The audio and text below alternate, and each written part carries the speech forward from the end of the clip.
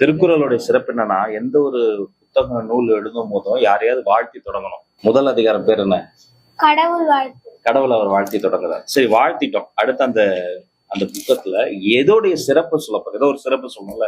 2வது அதிகாரம் பேர் என்ன? கடவுளுக்கு அடுத்த இடத்தில் வானத்தை வைக்கிறார் வள்ளுவர். ஏன்னா ஏழை பாலை பார்க்காம ஒரே மாதிரி பேர் தான் வானத்து சிறப்பு. கடவுள் வாழ்த்தியாச்சு, வானத்து சிறப்பு சொல்லியாச்சு. அந்த நூல் யாருடைய பெருமையை சொல்லப்போகுது? ஏன் பெருமையா, உங்க பெருமையா, யார் பெருமையா?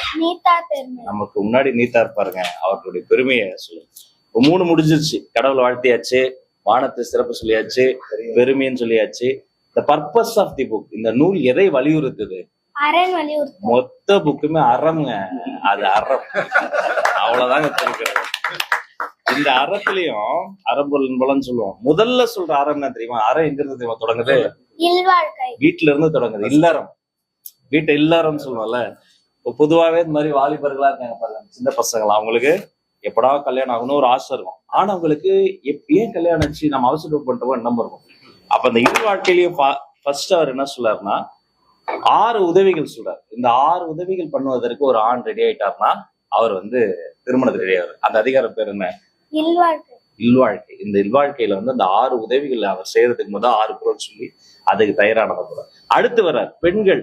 இந்த உதவி செய்யும் போது அவங்க தடுக்க கூடாது, அவங்களும் உதவி செய்யணும். அவர்களுக்காக ஒரு அதிகாரம் வருது. அந்த அதிகாரம் அந்த வாழ்க்கை துணையினுடைய நலத்தை டக்கு டக்குன்னு வருது பாருங்க. இல்வாழ்க்கை இவருக்கு, வாழ்க்கை துணை நலம் அந்த நம்மக்கு. இல்வாழ்க்கை வாழ்க்கை துணை ஒன்னா சேர்ந்துட்டா வீட்டுக்குள்ளார என்ன வரும்? அழகான குழலினது யாழினது என்பர்த்த மக்கள் மடலை சொல் கேளாது. இப்ப இதுதான் அறம். அவரு நல்லா உதவி செய்வாரு, இந்த அம்மா உதவி செய்வாங்க. அவங்களுக்கு ஒரு குழந்தை பிறந்துருச்சு, அந்த குழந்தையினுடைய சிறப்பு அவ்வளவு சிறப்பு. இப்ப அந்த வீட்டுக்குள்ளார ஒண்ணு பெருகும் குழந்தை. அந்த பிறகு ஒரு உடைமை இருக்கும், வீட்டு உடைமை, சொத்துடைமை எல்லாம் இருக்கும். ஒரு உடைமை கட்டுக்கடங்காமல் பெருகும். அது என்னது? அடுத்த அதிகாரம் பேரு அன்புடைமை. அதான் அன்பு, இதுதான் அறம். இப்ப பாருங்க, அப்பா அம்மா குழந்தை 3 பேரும் ரத்த சம்பந்தம், அதுக்குள்ளார அன்பு வருது.